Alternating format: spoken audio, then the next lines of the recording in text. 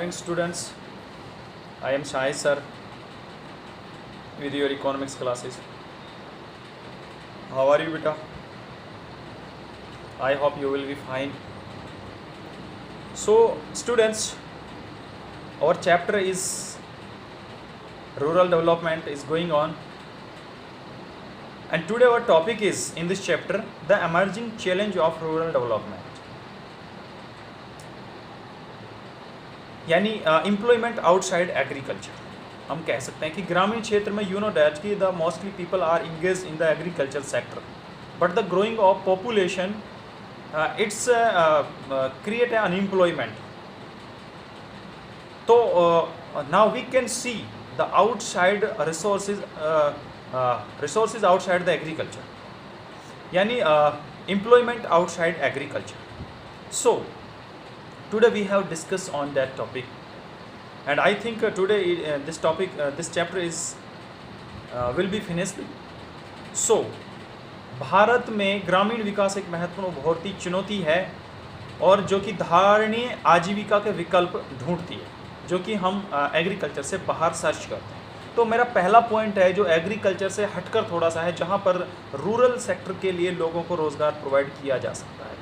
तो पहला है मेरा एनिमल हस्बेंड्रीज, यानी पशुपालन.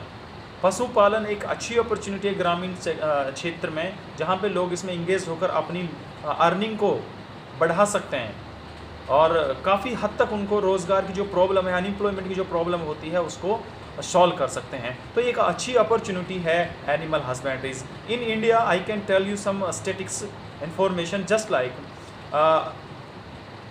Poultry farm. Poultry farm have a 42% and cow and buffaloes farming have 25%, cow and sheep have 20%.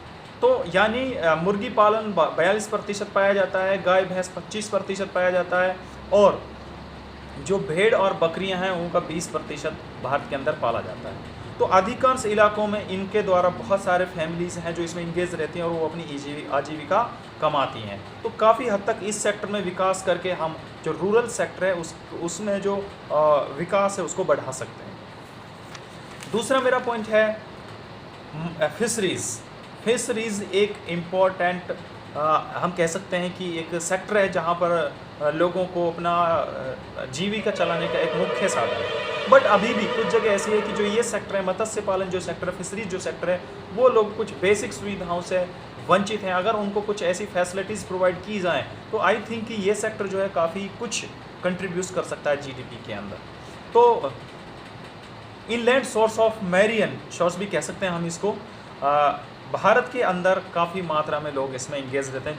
जो समुद्र के तटीय जो क्षेत्र हैं, जो खाड़ी के तटीय जो क्षेत्र हैं, वहाँ पर आमतौर लोग इसमें इंगेज रहते हैं. तो इनको जो है ना एक संगठित कर अगर गवर्नमेंट इनकी जो क्रेडिट प्रॉब्लम्स है उसको थोड़ा आसान बनाकर इनके लिए एक अलग से कोऑपरेटिव सोसाइटी सेटअप करके, तो इनके लिए ये लोन वगैरह प्रोवाइड करके इनको काफ़ी हद तक इसमें विकास किया जा सकता है, जिससे लोगों को काफ़ी मात्रा में रोज़गार मिल सकता है.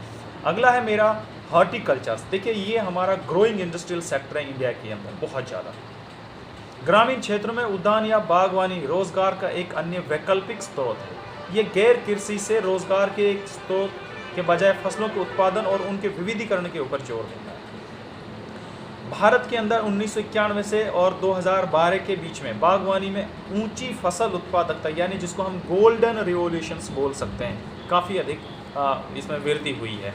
तो बागवानी को हम horticulture is emerging as an important means of subsistential living in the rural areas. तो काफ़ी हद तक इसमें बहुत सारी चीज़ें हैं ऐसी, जैसे लोगों को जो प्रोटीन वगैरह न्यूट्रिशंस जो उनको नहीं मिलती हैं, वो इस तरह की खेती करके इससे काफ़ी हद तक वो इसमें सफलता प्राप्त कर सकते हैं. उसके बाद है हमारा 4 point cottage and house hold industries. Cottage and house hold industries होती क्या है बेटा? एक्चुअली मैं आपको बता देता हूँ.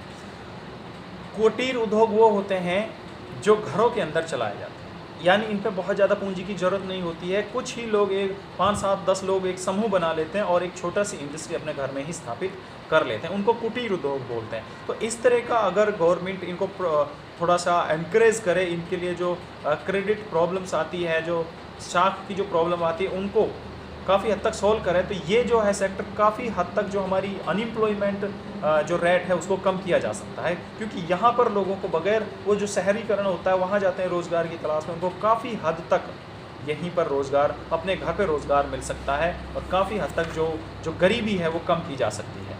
तो इस तरह से बहुत सारी स्टेटों में कुछ ऐसे संस्थाएं बना रखी हैं जो इन लोगों की मदद करती हैं, इनको अप्रिशिएट करती हैं इस तरह के इंडस्ट्रियलाइजेशंस को सेटअप करने में। जैसे तमिलनाडु में महिलाओं के लिए विविध कृषि तकनीक का प्रशिक्षण देना, वहाँ एक तनवा एक संस्था बनी हुई है नामक परियोजना शुरू की गई है।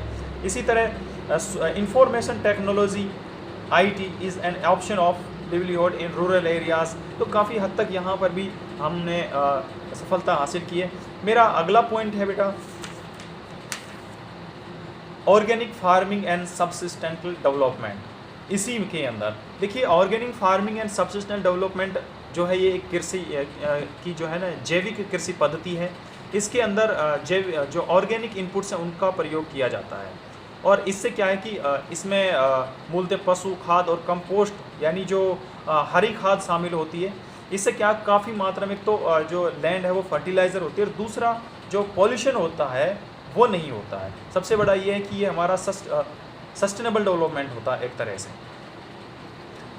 तो ये जो है ना बहुत इसमें अगर विकास किया जाए तो जो हमारी लैंड है, जो एग्रीकल्चर में लोग इंगेज्ड होते हैं, उनकी इनकम को जनरेट किया जा सकता है। तो अब क्वेश्चन आता है कि वाई ऑर्गेनिक फार्मिंग यानी जैविक कृषि क्यों की जानी चाहिए। तो इसके लिए बहुत सारे लाभ हैं इसके, they have lot of benefits to doing the organic farming. तो first is that discard the use of non renewable resources, यानी जो ख़त्म होने वाले रिसोर्सेज हैं उनसे काफ़ी हद तक हम जो है छुटकारा पा सकते हैं। यानी जो गैर नवीकरणीय संसाधनों का प्रयोग हम त्याग कर सकते हैं, जैसे पेट्रोल, जैविक कृषि, इस तरह के हैं। फिर ये हमारा इन्वायरमेंटली फ्रेंडली, ये जो है हमारा पर्यावरण मैत्रिक हो सकता है। इस तरह से देखिए फर्टिलाइज़र तो बढ़ती है लेकिन उससे पोल्यूशन भी कम होता है। फिर जो हमारी है सस्टेन सोइल फर्टिलिटी, जो लैंड की जो फर्टिलिटी है उसको कंस्टेंट रखती है, उसको डिक्रीज़ नहीं होने देती है, उसको बंजर नहीं बनने दी जाती है, इसलिए हम इसका यूज़ करते हैं। एंड फोर्थ पॉइंट है हमारा healthier and tastier food. No doubt you can do that practically। आप अपने एक खेत में यूरिया वगैरह खाद डालकर गेहूं बो दीजिए और एक में आप कंपोस्ट खाद, ऑर्गेनिक जो है खाद का प्रयोग करके देखिए, तो दोनों का जो टेस्ट होता है उसमें ज़मीन आसमान का फ़र्क होता है। तो ये जो है एक तो हेल्थियर होती है एंड टेस्टी फूड होता है इसका जो यूज़ होता है।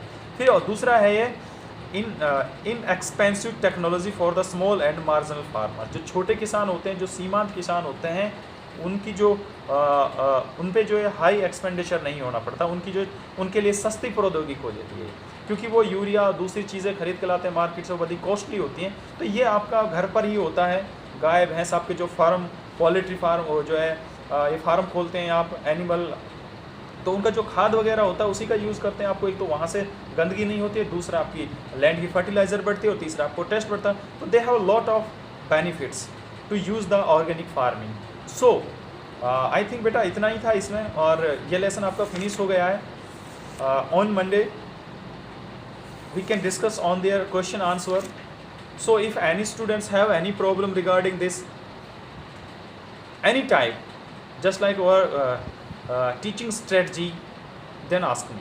तो बेटा हम आपके लिए I am still waiting here, आपको मदद करने के लिए, और आपको अच्छे से समझ में आ जाए, ये हमारी 100% कोशिश रहेगी। तो हम चाहते हैं कि आपको जो हम कर रहे हैं वो पूरा समझ में आए, ठीक है। लेकिन वो हमें तब पता चलेगा जब आप हमें फीडबैक देंगे। तो बेटा कोई भी क्वेश्चन है, कोई भी क्वेरी है, you can ask me through the message. तो इसमें आज इतना ही। Thank you very much for your kind attentions. Thank you.